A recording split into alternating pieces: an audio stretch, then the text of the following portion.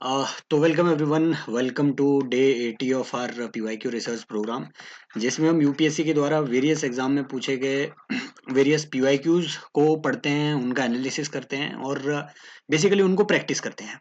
ठीक है, क्योंकि हम सभी के पास टाइम नहीं बचा है, अराउंड 40 डेज बचे हुए हैं प्रीलिम्स के लिए। तो अभी कोई भी एक्स्ट्रा इंट्रो नहीं, जो लोग जानते हैं वो लोग जानते हैं इस इनिशिएटिव को। शुरू करते हैं। ठीक है, ये जो क्वेश्चन है ये 2020 प्रीलिम्स का इकोनॉमी का ये पेपर है। ठीक है, उसका ये क्वेश्चन है, यूपीएससी ने पूछ रखा था।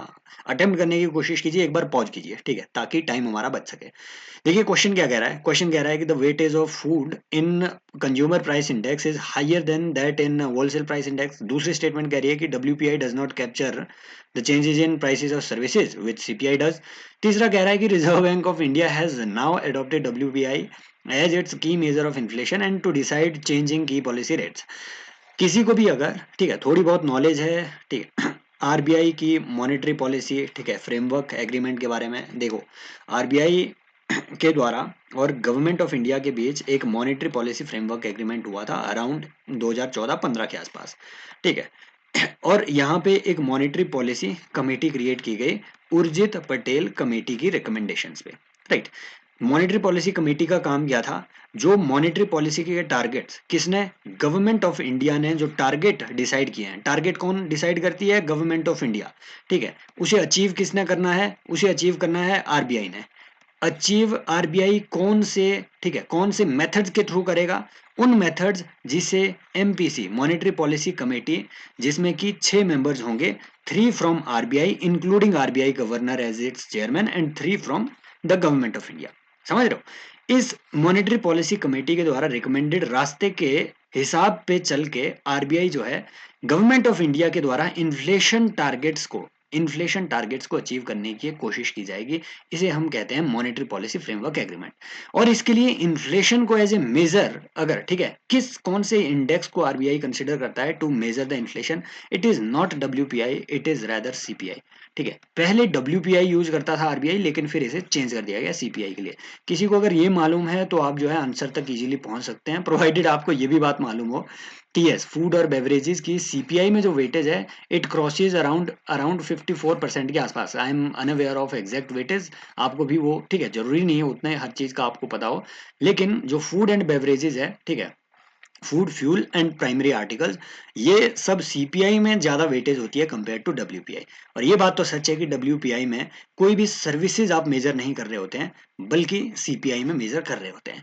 और जब आपने, ठीक है, जो जो लोग पीवाईक्यू रिसर्च का प्रोग्राम फॉलो कर रहे हैं उन्होंने देखा होगा इस बार जो सीडीएस का जो पेपर आया हुआ है उसमें बहुत ही टफ क्वेश्चन थे। ठीक है, इकोनॉमी के भी बहुत क्वेश्चन थे। और जो लोग इन्हें रेगुलरली फॉलो कर रहे हैं उनको ये बात मालूम होगी कि यस, सीडीएस के क्वेश्चंस टफ जरूर थे, लेकिन वो कहीं ना कहीं पीवाईक्यू से लिंक करके उन्होंने पूछे हुए थे, है ना। और बहुत सारी चीजें हमने वहाँ पे डिस्कस करी भी थी प्रीवियस वीडियोस में। सिमिलरली ये जो है, ये सीडीएस जिस जिस पेपर का इतना वो मार्केट में अभी चल रहा है, राइट, मैंने तो वो एनालिसिस करना बंद कर दिया क्योंकि सबने वो कर दिया है ऑलरेडी एनालिसिस उसका। तो मैंने कहा फायदा ही क्या है। तो खैर छोड़ो, अवेलेबल चीजें हैं वहां से एक्सेस कर लेना, हम अपने रूटीन पे चलेंगे। तो ये सीडीएस में इस साल 2024 का ये पूछा हुआ क्वेश्चन है, सेम क्वेश्चन डब्ल्यूपीआई पे, कि क्या फ्यूल और power have higher weightage in WPI than primary articles. दूसरा, कि weightage of manufactured products in WPI is higher than that of fuel and power. देखो, ये स्टेटमेंट तो अनडाउटेडली करेक्ट है। ठीक है, ये किसी को भी पता होगा कि जो डब्ल्यूपीआई है, होलसेल प्राइस इंडेक्स, इसमें मैन्युफैक्चर्ड जो प्रोडक्ट्स हैं इनकी वेटेज सबसे ज्यादा होती है। अराउंड 54% जो वेटेज रहती है वो मैन्युफैक्चर्ड प्रोडक्ट की होती है। ये बात भी आपको पता होनी चाहिए कि भैया यहाँ पे डब्ल्यूपीआई में एक बात देखो, यहाँ से क्वेश्चन क्या बनाएगा वो मैं आपको अभी, ठीक है, एक एक क्वेश्चन यहाँ से बनाता हूँ, क्लासिक क्वेश्चन। अगर वो सीपीआई वर्सेस डब्ल्यूपीआई पे कंपैरिजन आपसे करवाए, तो ये कंपैरिजन यहाँ पे सबसे पहले ध्यान में रखना कि डब्ल्यूपीआई को इशू कौन कर रहा है, इस इंडेक्स को इसे जारी कर रहा है ministry of commerce and industry का, ठीक है, डीपीआईआईटी का जो ऑफिस ऑफ इकोनॉमिक एडवाइजर है। लेकिन जो सीएसओ है, सीएसओ आपका सीपीआई को जारी कर रहा होता है। क्लियर, नंबर वन, आपको ये बात पता होनी चाहिए। दूसरा, कि डब्ल्यूपीआई सिर्फ गुड्स को मेजर करता है, सीपीआई गुड्स और सर्विसेज दोनों चीजों को मेजर कर रहा है। राइट, तीसरा, ये बात याद रखना है, कवरेज जो है डब्ल्यूपीआई की ज्यादा है कंपेयर टू सीपीआई। कितनी है याद रखने की जरूरत नहीं है, लेकिन कवरेज, जितनी आइटम्स को ये रिकॉर्ड करता है वो आइटम्स WPI में ज्यादा है compare to CPI, number one.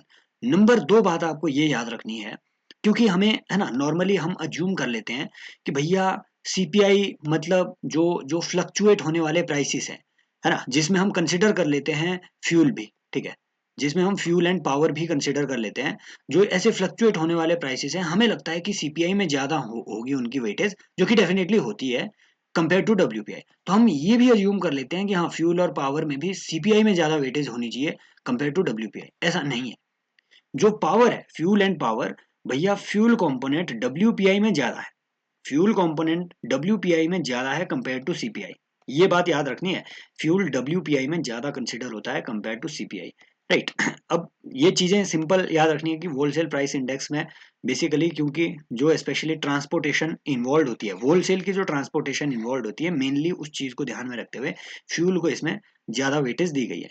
ये बातें ध्यान में रखनी है। अब देखो यहाँ पे कंफ्यूज नहीं हो जाना है, भैया हमने तो पढ़ा है कि लेबर ब्यूरो भी CPI जारी करता है। एक्चुअल में तीन टाइप के जो CPI होते हैं, CPI के एक तरीके से आप मानो कि छोटे भाई है, तीन CPI को लेबर ब्यूरो भी जारी करता है। Number one, CPI agricultural labour, ठीक है। नंबर दो, CPI, राइट, आपका जो इंडस्ट्रियल वर्कर, एंड जो आपका CPI रूरल होता है। ये जो तीन CPIs हैं, इन तीन CPIs को जारी करता है लेबर ब्यूरो, राइट। ये जो ऑल इंडिया CPI होता है, इसे जारी करता है CSO। ये बात ध्यान में रखनी है। ये जो CPI IW है, इसका रिसेंटली बेस ईयर चेंज कर दिया गया था। आप मुझे बताएंगे कहाँ के लिए चेंज हुआ है, ये जो रिसेंट बेस ईयर इसका चेंज हुआ है, यहाँ पे क्वेश्चन बन सकता है। अब ये जो CPI IW है, इसी का यूज सेंट्रल गवर्नमेंट और स्टेट गवर्नमेंट्स यूज करती है अपने डियरनेस अलाउंसेस को हाइक करने के लिए, अपने जितने भी इनके एम्प्लॉयज होते हैं उनके लिए।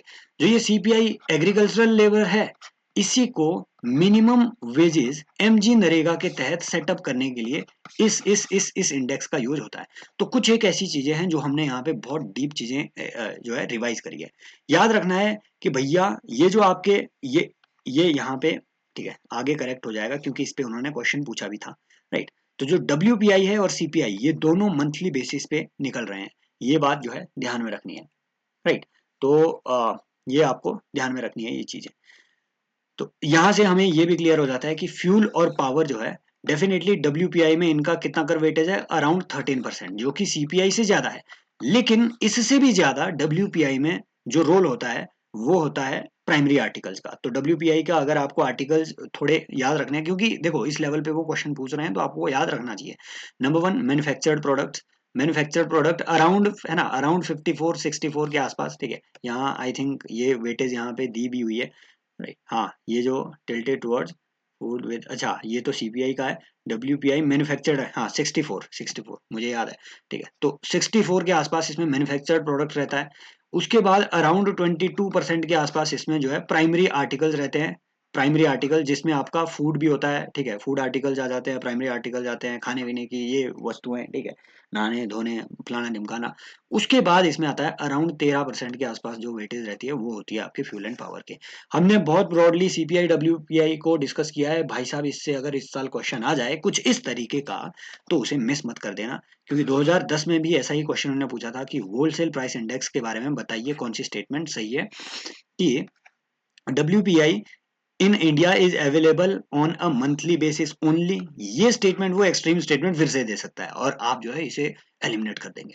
दूसरा, as compare to CPI for industrial worker, WPI gives less weight to food articles, ठीक है। तो ये देखो, ये स्टेटमेंट टू तो बिल्कुल सही है। हमने देखा कि CPI में, ठीक है, जो आपका CPI है, इसमें अराउंड फूड आर्टिकल्स को आपके 54% के आसपास जो है वेटेज दी जाती है। WPI में फूड आर्टिकल्स, स्पेशली WPI का एक फूड इंडेक्स भी रहता है, उसमें अराउंड 24% की वेटेज रहती है फूड आर्टिकल्स की, राइट। तो ओवरऑल WPI में, तो डेफिनेटली ये स्टेटमेंट तो आपकी करेक्ट है ही, भले ही वो CPI IW की बात कर रहा हो। तो CPI का ही सब इंडाइस है, लगभग ट्रेंड वो यही फॉलो करेगा, राइट। दूसरा कि WPI in India is available on monthly basis only, ये बात भी सही है। क्यों? क्योंकि भैया इससे पहले वीकली बेसिस पे भी आता था। WPI के दो इंडाइसेस होते थे, एक सब इंडाइस आता था फ्यूल और पावर के लिए, एक आता था प्राइमरी आर्टिकल्स के लिए। क्योंकि ये बहुत वॉलेटाइल चीजें थी, तो एक एक हफ्ते में इसे रिलीज कर देते थे। लेकिन 2012 के बाद से ये रिलीज होना बंद हो गया है, ठीक है। तो उस टाइम के हिसाब से तो ये स्टेटमेंट इनकरेक्ट थी। अब जो है ये स्टेटमेंट करेक्ट है और दोनों बोथ 1 एंड 2 यहाँ से आपका आंसर आएगा। आगे बढ़ते हैं अगला क्वेश्चन में कि ये देखो इस टाइप के क्वेश्चन उन्होंने 2023 में भी पूछा कि जो फर्म्स हैं फर्म्स की कैपिटल इन्वेस्टमेंट इनमें से कौन सी चीज कंसिडर होगी। ऐसा ही उन्होंने इक्विटी फाइनेंसिंग और डेट फाइनेंसिंग से रिलेटेड 2022 में क्वेश्चन पूछा, जो लोग फॉलो कर रहे हैं उन्हें मालूम होगा। ऐसा ही उन्होंने यहाँ पे भी पूछा है ना, उन्होंने पूछा था कि इक्विटी फाइनेंसिंग और डेट फाइनेंसिंग में कैपिटल इन्वेस्टमेंट कौन सी है।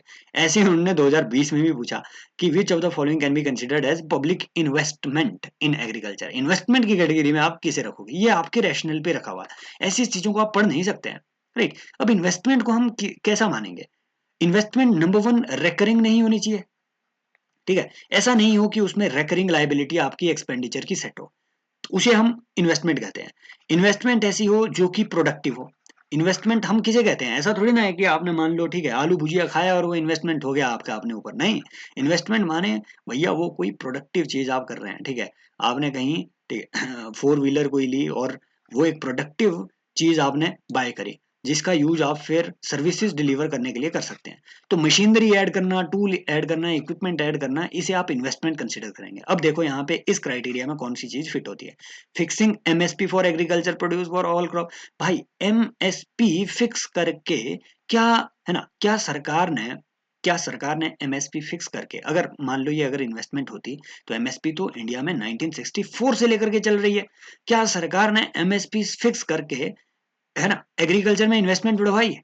क्या ऐसा कहीं पे हमारे पास डेटा है? नहीं। इसे ही पहले ही इसे एलिमिनेट कर दो, पहले ही एलिमिनेट कर दो। अगर ये होता तो भाई साहब, अगर ये हो गया होता तो आज हमारी एग्रीकल्चर कितनी तरक्की कर रही होती।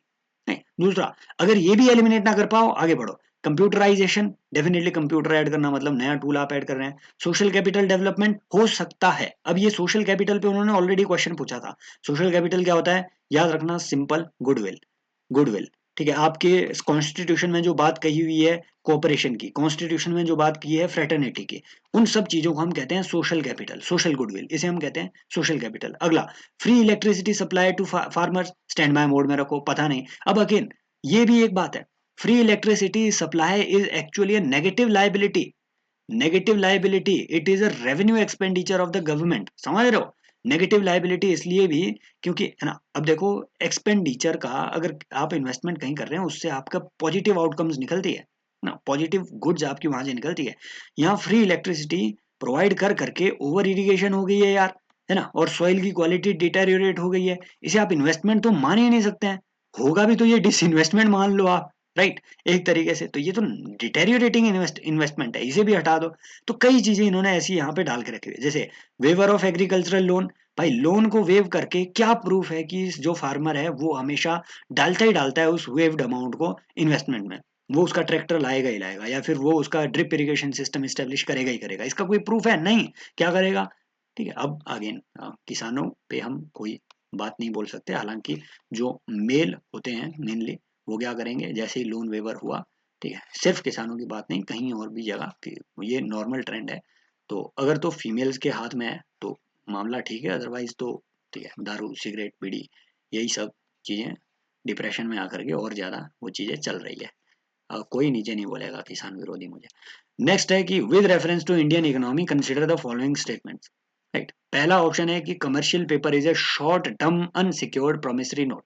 अगला है certificate of deposit is a long term instrument issued by RBI to the corporation. अगला है call money is a short term finance used for inter bank transaction. अगला है zero coupon bonds are interest bearing short term bonds issued bye scheduled commercial banks to the corporation.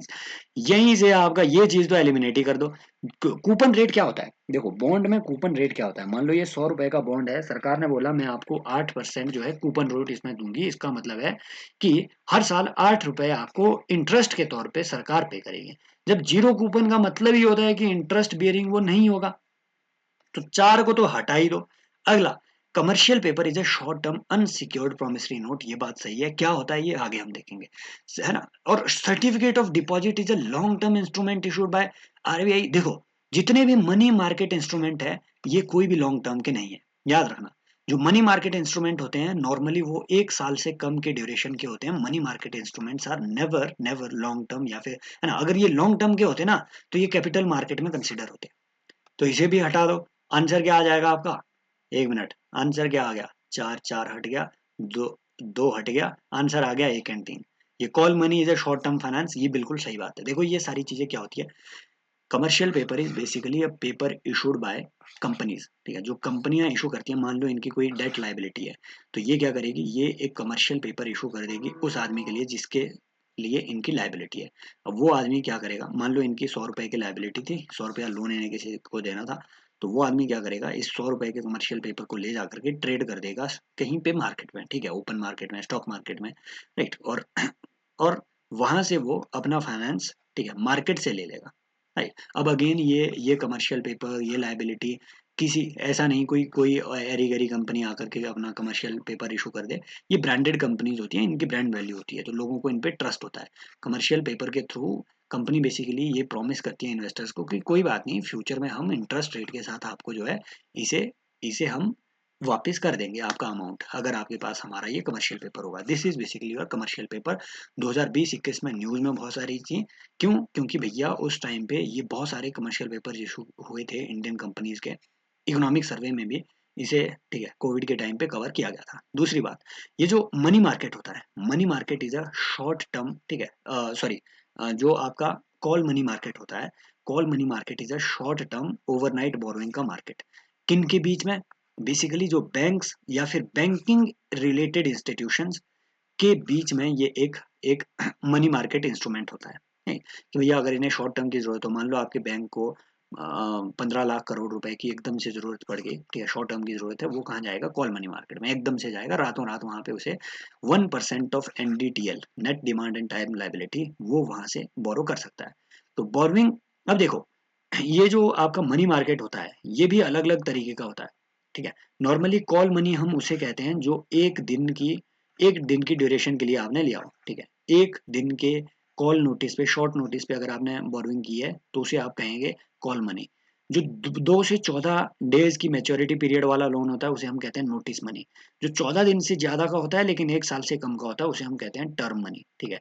तो अलग अलग होता है ये, कॉल मनी मार्केट में भी 3 कैटेगरीज है, याद रखना होगा, रख लेना, अदरवाइज कोई जरूरत नहीं है। यहाँ से वो क्वेश्चन बनाएगा, वो क्वेश्चन बनाएगा इनमें से कौन सी एंटिटीज है जो कि एलिजिबल है to participate in call money market. ये बात याद रखना, नंबर 1, लोकल एरिया बैंक और land development banks are not eligible. ये याद रखना, land development banks and local area banks can not participate in call money market. Number 1 ये याद रखना। नंबर 2, पेमेंट्स बैंक का याद रख लेना, यहाँ से क्वेश्चन बनाएगा वो, क्यों, क्योंकि भैया आपका जो पेटीएम पेमेंट बैंक था ये न्यूज में था, नंबर 1। नंबर 2, पेमेंट बैंक्स को 2022 या 2023 में बहुत रिसेंटली ही अलाउ किया गया है कॉल मनी मार्केट में पार्टिसिपेट करने के लिए एज ए लेंडर, राइट। तो ये बात भी जो है ध्यान में रखना कि yes, payment banks can participate as a lender as well as a borrower in call money market. तीसरी बात, ये यहां से भी क्वेश्चन बनाएगा, प्राइमरी डीलर कौन होते हैं, primary dealer are basically, PDs are basically people like me and you, ठीक है। even primary dealers with high net worth individuals basically they can also participate in call money market, state cooperative bank, district central cooperative bank, regional rural banks, all of them। आप मुझे comment section में, चलो reason, यहाँ पे ये बात और याद रखना है पेमेंट बैंक्स के बारे में कि भैया इनका जो आपका सीआरआर, सॉरी, एसएलआर जो रिक्वायरमेंट होती है पेमेंट बैंक्स की, ये हाईएस्ट होती है। इनको 75% अमाउंट एसएलआर में रखना पड़ता है। यही 75% अमाउंट रीजनल रूरल बैंक्स के केस में और स्मॉल फाइनेंस बैंक्स के केस में, ठीक है, स्मॉल फाइनेंस बैंक्स और रीजनल रूरल बैंक्स के केस में यही 75% जो लिमिट है वो आपके, ठीक है, जो प्रायोरिटी सेक्टर लेंडिंग है उसके केस में लागू होती है। इनको 75% पीएसएल में डालना पड़ेगा और इनको 75% एसएलआर में डालना पड़ेगा, ठीक है, एज ए इंस्ट्रूमेंट, ठीक है। तो ये जो है आपको ध्यान में रखना है। नेक्स्ट आते हैं कि with reference to international trade of India, ये बहुत इंपॉर्टेंट क्वेश्चन है, यहाँ से क्वेश्चन बन सकता है फ्यूचर में, right. Consider the following statement, देखो, India's merchandise export are less than its merchandise import, right. अगला कि it's India's import of iron, किसे पता है यार कि रिसेंट ईयर्स में ये बढ़ा है या घटा है, कोई बात नहीं। नेक्स्ट कि India's export of services are more than its imports of services. अगला कि India suffers from an overall trade current account deficit, ये तो सभी को पता है, अगर नहीं पता है तो आपने अच्छे से तैयारी नहीं करी है। तो जहां 4 नहीं होगा उसे तो हटा दो, ठीक है। 2 जगह है जहां 4 बचा हुआ है। अब देखो यहाँ पे ऊपर कि India merchandise export are less than its merchandise imports, ये है ना, ये बात भी सभी को मालूम है कि भैया इंडिया का जितना भी ट्रेड डेफिसिट आता है, ट्रेड डेफिसिट का मतलब होता है कि ट्रेड में जितना हम एक्सपोर्ट कर रहे हैं, है ना, export of services as well as goods, goods को हम कहते हैं मर्चेंडाइज, ठीक है। जो हमारा ट्रेड डेफिसिट आता है उसमें एक्सपोर्ट्स कम है, ओवरऑल एक्सपोर्ट्स, और इंपोर्ट्स हमारे ज़्यादा है। एक्सपोर्ट्स ओवरऑल क्यों कम है? क्योंकि हमारे गुड्स के इंपोर्ट्स एक्सपोर्ट्स, ठीक है, जो गुड्स के एक्सपोर्ट्स हैं, गुड्स के एक्सपोर्ट्स या फिर मर्चेंडाइज एक्सपोर्ट्स, मर्चेंडाइज इंपोर्ट से कम होते हैं। तो ये स्टेटमेंट भी आपकी सही है। आंसर इस तरीके से आपका 1, 3 एंड 4 आ जाएगा। Right, clear. तो ये यहाँ से ट्रेंड लाइन हमें ध्यान में रखनी है। अब देखो ये डेटा जो है ये फ्यूचर के लिए बहुत बहुत जरूरी डेटा है। ओहो, ओहो, हम शायद यहाँ बहुत ही लास्ट में आ गए। 1 सेकेंड, 1 सेकेंड, 1 सेकेंड, 1 सेकेंड। ओह, ये इतनी सारी चीजें, ये अभी हमें फ्यूचर में कवर करना है। राइट, ये सब चीजें फ्यूचर में कवर करनी है। मुझसे कोई ऑप्शन यहाँ क्लिक हो गया, इसकी वजह से आई डोंट नो ये चीज। एक मिनट, चीज करेक्ट कैसे करें? 1 सेकेंड, 1 सेकेंड गाइस। हाँ, ये खुल गया, हम बहुत आगे आ गए।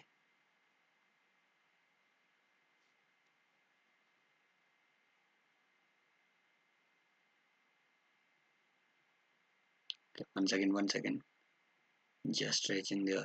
जस्ट, हाँ, मैं इस डेटा की आपको बात कर रहा था कि ये बात ध्यान में रख लेना कि हमारी जो मर्चेंडाइज एक्सपोर्ट है आज के दौर में, एक्सपोर्ट कम है, इंपोर्ट हमारे ज़्यादा है। राइट, कितने ज़्यादा है? अराउंड अराउंड आप मान के चलो कि लगभग $250 बिलियन के ज़्यादा ही है। ऐसे ही सर्विसेज में हमारे एक्सपोर्ट ज़्यादा है, सर्विसेज में हम लीड करते हैं और इंपोर्ट्स हमारे कम है। लेकिन यहाँ से देखो टेक्निकल क्वेश्चन वो कैसे बनाएगा, टेक्निकल क्वेश्चन वो बनाएगा कि द, ठीक है, वो एक फॉल्स स्टेटमेंट अच्छी बना सकता है कि द सर्विसेज के जो हमारा ट्रेड बैलेंस है, it is greater than the trade imbalance of merchandise exports, या फिर ठीक है मर्चेंडाइज ट्रेड। तो ये स्टेटमेंट फॉल्स हो जाएगी। Trade balance, positive trade balance का मतलब होता है कि भैया कितना आप ज्यादा अर्न कर रहे हैं। अगर आपके एक्सपोर्ट ज्यादा है, इंपोर्ट कम है, that means your trade balance in services is positive. लेकिन ये इतना पॉजिटिव नहीं है कि मर्चेंडाइज एक्सपोर्ट को ऑफसेट, मर्चेंडाइज जो हमारा डेफिसिट होता है उसको ऑफसेट कर सके। अगर ऐसा होता तब तो हमारा ओवरऑल ट्रेड डेफिसिट होता ही नहीं, समझ रहे हो? राइट, तो ये बातें जो है हमें ध्यान में रखनी है कि सर्विसेज में भले ही प्रॉफिट है, इतना नहीं है जितना हम मर्चेंडाइज में लॉस कर रहे हैं। और दूसरी बात हमें ट्रेंड लाइन पे याद रखनी है। पहली, कि हमें टॉप जो हमारे डेस्टिनेशन है, एटलीस्ट टॉप 3 एक्सपोर्ट की जो डेस्टिनेशन है वो ध्यान में रहनी चाहिए। यूएसए जो कि हमारा लार्जेस्ट ट्रेडिंग पार्टनर भी है, सबसे ज़्यादा हम यहाँ एक्सपोर्ट करते हैं। फिर यूएई, तो यू याद रखना सबसे बड़े ये है। फिर नीदरलैंड का याद रख लेना। राइट, तो अब देखो यहाँ से वो क्वेश्चन क्या बनाएगा, जैसे इंडिया ईयू ट्रेड एग्रीमेंट की बात हम चल रहे हैं, इंडिया एक्टा के ट्रेड एग्रीमेंट की हमारी बात चल रही है, समझ रहे हो? यहाँ से क्वेश्चन वो ऐसे बना देगा कि भैया पोलैंड, या फिर वो बना देगा कि Germany is the largest trading partner या फिर largest export destination for India ना। Germany is largest trading partner within EU but not the largest, I mean not the highest export destination, no, समझ रहे हो? जो सबसे ज्यादा export की डेस्टिनेशन है दैट इज नीदरलैंड। यहाँ से ऐसे क्वेश्चन बना देगा वो। राइट, जर्मनी एक्सपोर्ट के कैटेगरी में 10th रैंक पे आ रही है, लेकिन विद इन ईयू आप कंफर्म करके बताएंगे जितना मुझे, ठीक है, जितना मुझे मालूम है, तो Germany must be with in EU, Germany must be largest trade partner of India. लेकिन वहां से एक्सपोर्ट जर्मनी ज्यादा कर रहा होता है और इंपोर्ट इंडिया से वो कम कर रहा होता है। तो ये बातें कुछ हमें ध्यान में रखनी है। दूसरी बात हमें जो एक्सपोर्ट के बारे में, ठीक है, ये देखिए, वूल ऑफ द गवर्नमेंट अप्रोच, इसे आप मेंस में कोट कर सकते हैं, मेंस में, कि what do we need to do whole of the government approach. कैसे?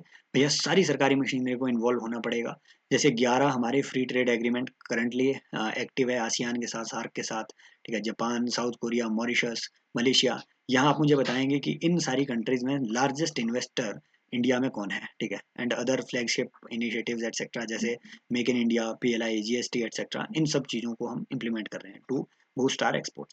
एक बात जो याद रखनी है वो ये, कि इंडिया के जो डिफेंस एक्सपोर्ट्स हैं भाई साहब, ये 23 से 24 गुना बढ़े हैं पिछले 10 साल में।